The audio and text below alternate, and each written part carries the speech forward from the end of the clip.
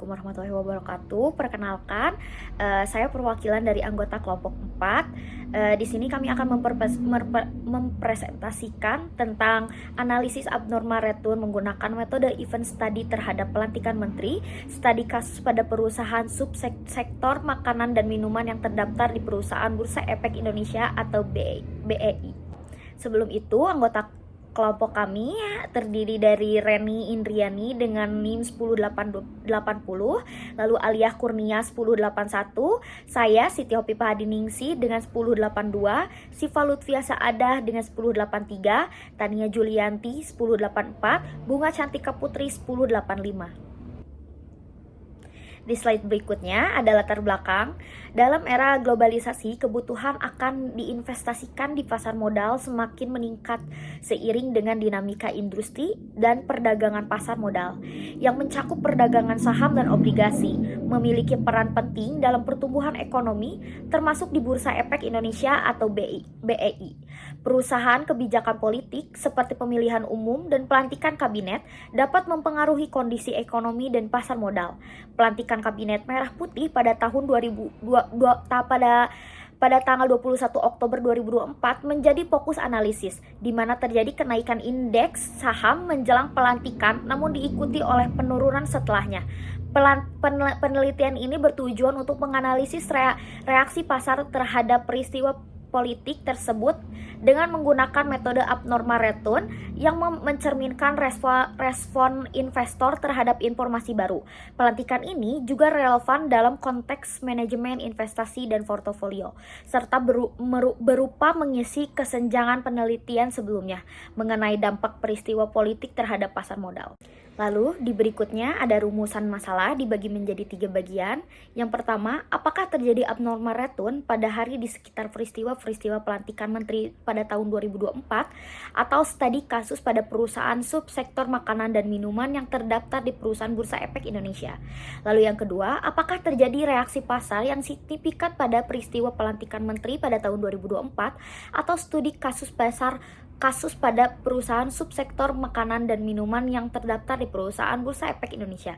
Dan yang ketiga, apakah terjadi perbedaan abnormal return saham pada sebelum dan sesudah peristiwa pelantikan menteri pada tahun 2024 atau studi kasus pada perusahaan subsektor makanan dan minuman yang terdaftar di perusahaan Bursa Efek Indonesia. Selanjutnya, ada tujuan penelitian, di mana tujuan penelitian juga dibagi menjadi 3 bagian. Yang pertama, untuk mengetahui abnormal return pada hari di sekitar peristiwa pelantikan menteri 2024 atau studi kasus pada perusahaan subsektor makanan dan minuman yang terdaftar di perusahaan Bursa Efek Indonesia. Yang kedua, untuk mengetahui reaksi pasar yang signifikan terhadap peristiwa pelantikan menteri pada tahun 2024. Yang ketiga, untuk mengetahui perbedaan abnormal return saham pada sebelum dan sesudah peristiwa pelantikan menteri 2024. Penjelasan saya terakhir ada landasan teori, di mana teori sinyal yaitu teori sinyal itu atau bisa dibilang adalah signaling teori, menjelaskan bahwa investor menggunakan informasi dan menggunakan perusahaan untuk menilai investasi dan pasar merespon pengumuman yang positif. Investor memerlukan informasi yang konvensif dan tepat waktu, tetapi terdapat ketidakseimbangan akses informasi antara investor dan pihak internal perusahaan yang mengakibatkan harga saham tidak stabil. Investor yang mengetahui cenderung membeli saham sebagai asuransi dan menjualnya setelah harga stabil. Peristiwa besar seperti peristiwa politik dapat mempengaruhi kondisi ini dan menciptakan peluang keuntungan dari perbedaan harga saham. Selanjutnya ada teori pasar modal. Pasar modal adalah sistem keuangan terorganisasi yang menghubungkan emiten yang membutuhkan dana dengan investor yang memiliki kelebihan dana. Melalui pasar ini, perusahaan dan pemerintah dapat memperoleh dana untuk ekspansi, sementara investor dapat meraih keuntungan. Instrumen yang diperdagangkan di pasar modal Indonesia meliputi saham dan obligasi, sesuai dengan Undang-Undang Pasar Modal Nomor 8 Tahun 1985. Terdapat tiga kelompok utama dalam pasar modal, yaitu ada investor, emiten, dan regulator, di mana regulator seperti OJK dan BEI berperan dalam mengawasi dan memastikan legalitas transaksi. Selanjutnya ada peran pasar modal. Pasar modal ini berfungsi untuk mengumpulkan dana jangka panjang bagi pemerintah, bank, dan perusahaan, serta menyediakan platform untuk perdagangan sekuritas. Dengan menerbitkan saham dan obligasi, pasar modal menghubungkan penabung dan investor, memobilisasi tabungan untuk investasi produktif, dan mentransfer sumber daya keuangan dari area surplus ke defisit. Ini juga berkontribusi pada pertumbuhan ekonomi. Pasar modal juga memiliki dua fungsi, yaitu yang pertama sebagai fasilitas ekonomi yang mempertemukan investor dan penerbit dana. Yang kedua, serta sebagai sarana bagi investor untuk memperoleh imbal hasil sesuai karakteristik investasi yang dipilihnya. Selanjutnya ada jenis-jenis pasar modal. Yang pertama, pasar utama. Pasar utama ini menawarkan saham perdana oleh emiten kepada investor dalam jangka waktu yang ditentukan. Sebelum saham tersebut diperdagangkan di pasar sekunder disebut dengan pasar primer. Berdasarkan kajian dasar perusahaan, penjamin emisi dan perusahaan yang akan go public memutuskan harga saham di pasar primer. Yang kedua ada pasar sekunder. Pasar sekunder ini adalah tempat investor membeli dan menjual saham setelah masa penawaran saham di pasar primer berakhir. Efeknya harus dicatatkan di bursa efek paling lambat 90 hari sejak izin penerbitan. Pihak yang berwenang adalah pialang. Pesanan dilakukan melalui anggota bursa efek yang ke waktu tidak terbatas, dan harga saham pasar sekunder berfluktuasi sesuai dengan ekspektasi pasar. Selanjutnya ada saham. Saham adalah bukti kepemilikan dalam perusahaan yang memberikan hak kepada pemilik untuk berpartisipasi dalam keputusan, menerima keuntungan dan menjual saham, tetapi juga menanggung resiko kerugian. Saham dibagi menjadi dua kategori, yaitu yang pertama ada saham preferen, artinya memberikan hak lebih besar dan dividen tetap tanpa hak, dan saham biasa yang memiliki hak suara dan mendapatkan keuntungan dari peningkatan dividen. Pemegang saham preferen tidak dapat menikmati keuntungan dari kenaikan laba perusahaan seperti pemegang saham biasanya. Selanjutnya di sini ada efisiensi pasar modal. Pasar yang efisien adalah pasar di mana harga semua surat berharga yang diperdagangkan mencerminkan informasi yang tersedia. Teori efisien menyatakan bahwa harga saham mewakili semua informasi yang tersedia pada saat tertentu. Ada 3 jenis efisiensi pasar. Yang pertama, efisiensi pasar berbentuk lemah atau weak form. Efisiensi berbentuk lemah ini menyatakan bahwa harga saham di masa depan tidak dapat diprediksi dari data historis. Yang kedua, ada efisiensi pasar bentuk semi kuat atau semi strong form. Efisiensi bentuk semi kuat ini ditunjukkan untuk melalui studi peristiwa atau event study yang meneliti reaksi pasar terhadap informasi yang diumumkan. Event study atau studi peristiwa adalah sebuah metode penelitian yang digunakan untuk mengukur seberapa cepat dan akurat pasar bereaksi terhadap suatu pengumuman atau peristiwa tertentu, baik itu berita baik atau berita buruk. Informasi yang terkandung dalam pengumuman itu akan mempengaruhi pergerakan harga saham, volume perdagangan, dan frekuensi. Dengan kata lain, event study dapat digunakan untuk menguji efisiensi pasar dengan menganalisis kandungan informasinya. Abnormal return merupakan kondisi di mana return yang diperoleh oleh investor tidak sesuai dengan return yang diharapkan, karena abnormal return adalah selisih antara return yang diharapkan dengan return yang didapatkan oleh investor, di mana jika return yang didapatkan lebih besar daripada return yang diharapkan, maka selisih return akan positif, sedangkan selisih return akan negatif apabila return yang didapatkan lebih kecil dari return yang diharapkan. Abnormal return ini dapat terjadi akibat peristiwa-peristiwa tertentu seperti libur nasional, kondisi politik yang tidak stabil, stock split, dan juga lain-lain. Langkah-langkah dalam mencari abnormal return. Yang pertama adalah return yang sesungguhnya atau actual return. Rumusnya adalah RIT sama dengan PT dikurangi PT-1 dibagi PT-1. RIT adalah actual return pada saham I di dalam waktu T. PT adalah harga saham pada waktu T. PT-1 adalah harga saham pada 1 hari sebelumnya. Yang kedua, menghitung expected return. Rumusnya adalah ERIT sama dengan RMT. Keterangannya ERIT sama dengan return ekspektasi saham I window periode 1. RMT return pasar dan saham I window periode T perhitungan estimasi return yang diharapkan menggunakan metode. Yang ketiga ada arithmetic mean.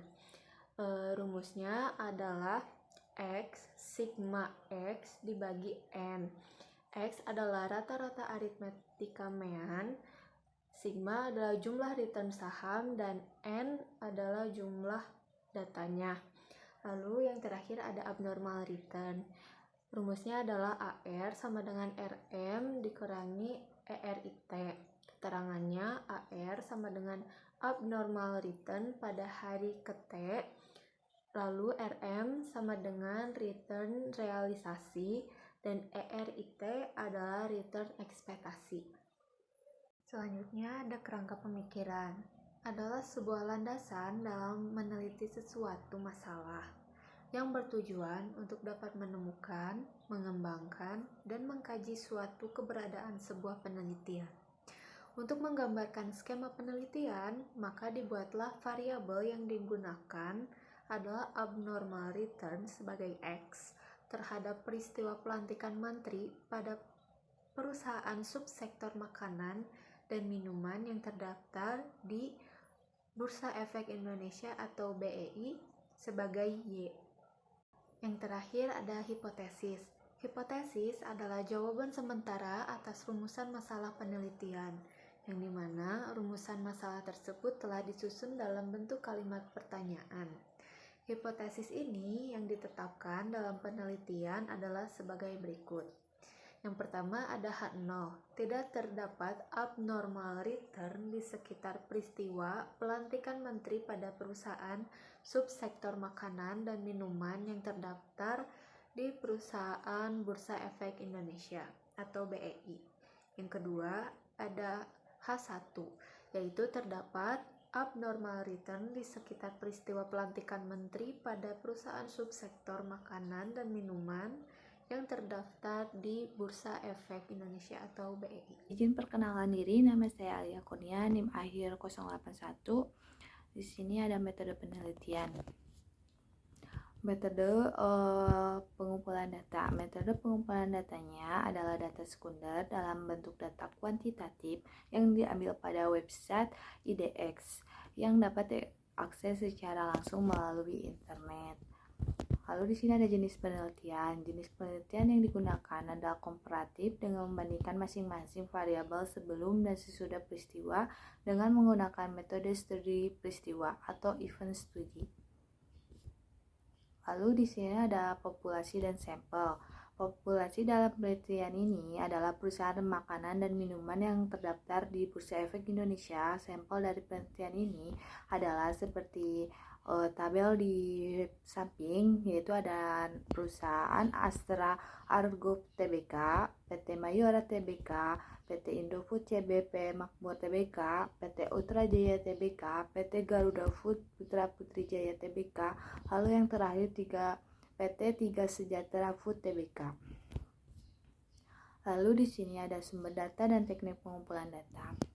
Teknik pengumpulan data berupa data dokumenter dari data harian perusahaan dari subsektor makanan dan minuman yang terdaftar di Bursa Efek Indonesia yang diakses dari situs IDX yang terdiri dari harga penutupan saham harian atau close price selama periode dari 7 hari sebelum dan 7 hari sesudah peristiwa. dari tanggal 10 Oktober 2024 sampai 30 Oktober 2024, dan periode estimasinya T-8 sampai T-38 dari tanggal 9 Oktober 2024 sampai 29 Agustus 2024. Di sini ada gambarnya, ada periode peristiwa dan periode estimasinya, bisa dilihat. Dan selanjutnya di sini ada teknik analisis data. Yang pertama yaitu menggunakan uji normalitas, uji one sample t-test, uji paired sample t-test. Sebelum mengerjakan uji SPSS, kita harus mencari abnormal return-nya dulu terlebih dahulu. Di sini ada PT Argo Lestari Tbk, dan di sini sudah kita tulis cara dari cost price-nya yang kita cari dari BI atau IDX tersebut, lalu kita hitung IRI dengan rumus yaitu PT dikurang PT-1 dibagi PT-1. Lalu ada IRI dengan menggunakan rata-rata arithmetic mean, jumlah retur saham dikurang jumlah data, dibagi jumlah data. Mencari abnormal returnya yaitu retur realisasi dikurang retur ekspansi, atau bisa disebut RI dikurang IRI. Selanjutnya ada abnormal return pada perusahaan Mayora Indah Tbk dengan kode perusahaan MYR. Yang pertama itu ada RI atau return. Return ini diperoleh dari close price hari ini. Misalkan pada tanggal 21 Oktober sebesar 2.660 dikurangi dengan close price hari sebelumnya, yaitu pada tanggal 18 Oktober sebesar 2.670 dibagi dengan close price hari sebelumnya, yaitu pada tanggal 18 Oktober sebesar 2.670. Sehingga RI pada T0 atau pada hari terjadinya peristiwa pelantikan menteri ini sebesar minus 0,0037. Selanjutnya ada expected return. Expected return ini diperoleh dari RI atau return, jumlah RI return pada periode estimasi dibagi dengan jumlah hari estimasi. Misalkan pada kasus ini kita menghasilkan RI atau return periode estimasinya sebesar 0,0304 dibagi dengan 30. Maka expected return pada perusahaan ini sebesar 0,0010. Selanjutnya ada abnormal return. Abnormal return ini diperoleh dari RI dikurangi dengan ERI, dimana misalkan pada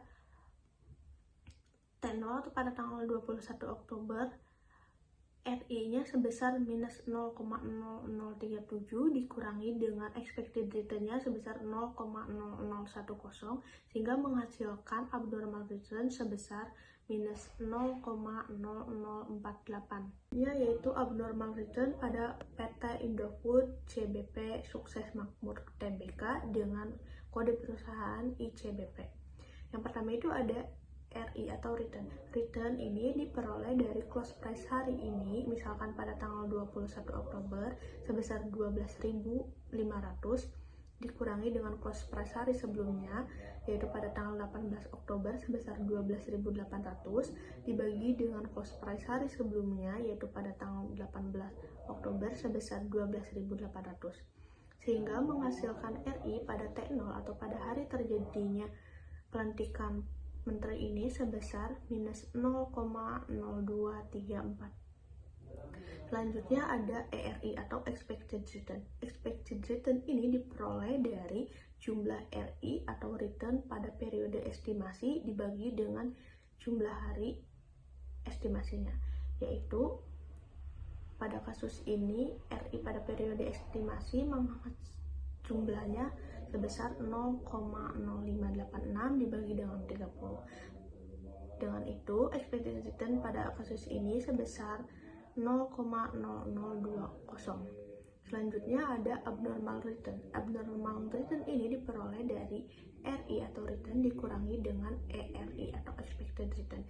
Misalkan pada T0 atau pada tanggal 21 Oktober, RI atau returnnya sebesar minus 0,0234 dikurangi dengan expected returnnya sebesar 0,0020, maka menghasilkan abnormal returnnya sebesar minus 0,02. Selanjutnya yaitu ada abnormal return pada perusahaan Ultrajaya Industri and Trading Company Tbk dengan kode perusahaan ULTJ. Yang pertama itu ada RI atau return. Return ini diperoleh dari close price hari ini, misalkan pada tanggal 21 Oktober sebesar 1.865 dikurangi dengan close price hari sebelumnya, yaitu pada tanggal 18 Oktober sebesar 1.865 dibagi dengan close price hari sebelumnya, yaitu pada tanggal 18 Oktober sebesar 1.865, sehingga RI atau return pada tanggal 21 Oktober sebesar 0,0000. Selanjutnya ada ERI atau expected return. Expected return ini diperoleh dari jumlah RI pada periode estimasi, yaitu sebesar 0,0436 dibagi dengan jumlah hari estimasinya, yaitu sebesar 30 hari. Maka expected return pada kasus ini sebesar 0,0015. Selanjutnya ada abnormal return. Abnormal return ini diperoleh dari RI atau return dikurangi dengan ERI atau expected return. Misalkan pada T0 atau pada tanggal 21 Oktober, returnnya itu sebesar 0,00 dikurangi dengan expected returnnya sebesar 0,0015, sehingga menghasilkan abnormal returnnya sebesar minus 0,0015. Selanjutnya abnormal return pada PT Garuda Food Putra Putri Jaya Tbk dengan kode perusahaan GUN. Yang pertama itu ada RI atau return. Return ini diperoleh dari close price hari ini, misalkan pada tanggal 21 Oktober sebesar 414 dikurangi dengan close price hari sebelumnya, yaitu pada tanggal 18 Oktober sebesar 410 dibagi dengan close price hari sebelumnya, yaitu pada tanggal 18 Oktober sebesar 410, sehingga RI pada tanggal 21 Oktober sebesar 0,0098. Selanjutnya ada ERI atau expected return. Expected return ini diperoleh dari jumlah return periode estimasi dibagi dengan hari estimasi. Maka pada kasus ini jumlah return estimasinya sebesar 0,1109 dibagi dengan 30 hari. Maka expected returnnya sebesar 0,0037. Selanjutnya ada abnormal return. Abnormal return ini diperoleh dari RI atau return dikurangi dengan expected return. Misalkan pada tanggal 21 Oktober returnnya sebesar 0,0098 dikurangi dengan 0,0037. Maka abnormal return pada tanggal 21 Oktober atau pada T0-nya sebesar 0,0061. Selanjutnya yaitu abnormal return pada PT 3 Sejahtera Food Tbk dengan kode perusahaan AISA. Yang pertama itu ada return. Return ini diperoleh dari close price hari ini, misalkan pada tanggal 21 Oktober sebesar 135 dikurangi dengan close price hari sebelumnya, yaitu pada tanggal 18 Oktober sebesar 133 dibagi dengan close price hari sebelumnya, yaitu pada tanggal 18 Oktober sebesar 133. Sehingga RI atau returnnya pada tanggal 21 Oktober sebesar 0,0150. Selanjutnya ada expected return. Expected return ini diperoleh dari jumlah return estimasi dibagi dengan hari estimasinya. Maka pada kasus ini kita menghasilkan jumlah return estimasinya sebesar minus 0,0048 dibagi dengan 30 hari. Sehingga expected return pada PT ini sebesar minus 0,0002. Selanjutnya ada abnormal return. Abnormal return ini diperoleh dari return dikurangi dengan expected return. Misalkan pada T0 atau pada hari terjadinya pelantikan menteri, yaitu pada tanggal 21 Oktober, kita tuh mendapatkan return sebesar 0,0150 dikurangi dengan expected returnnya sebesar minus 0,0002, sehingga abnormal returnnya sebesar 0,0152. Selanjutnya ada uji normalitas. Kriteria pada penerimaan uji normalitas itu ada dua. Yang pertama, jika nilai p-value lebih besar dari 0,05, maka data berdistribusi normal atau H0 diterima. Sedangkan yang kedua yaitu jika nilai p-value lebih kecil dari 0,05, maka data tidak berdistribusi normal atau H0 ditolak. Di slide selanjutnya ada uji normalitas. Berdasarkan tabel hasil uji normalitas berdasarkan output SPSS, maka yang pertama diketahui pada data sebelum terjadinya peristiwa tersebut atau T7 dan T1 atau sesudah peristiwa itu terjadi. Nilai signifikasi yang diperoleh yaitu lebih kecil dari 0,05, maka H0 ditolak, artinya data tidak berdistribusi normal. Yang keduanya diketahui pada data sebelum peristiwa itu terjadi pada T6, T-6, T-5, T-4, dan T-3, T-2, dan T-1, dan pada saat peristiwa terjadinya atau T0. Selanjutnya ada sesudah peristiwa terjadinya, yaitu T plus 2, T plus 3, T plus 4, T plus 5, T plus 6, dan T plus 7. ARR sebelum dan ARR sesudah nilai signifikasi yang diperoleh yaitu lebih besar dari 0,05, maka H0 diterima, artinya data terdistribusi normal.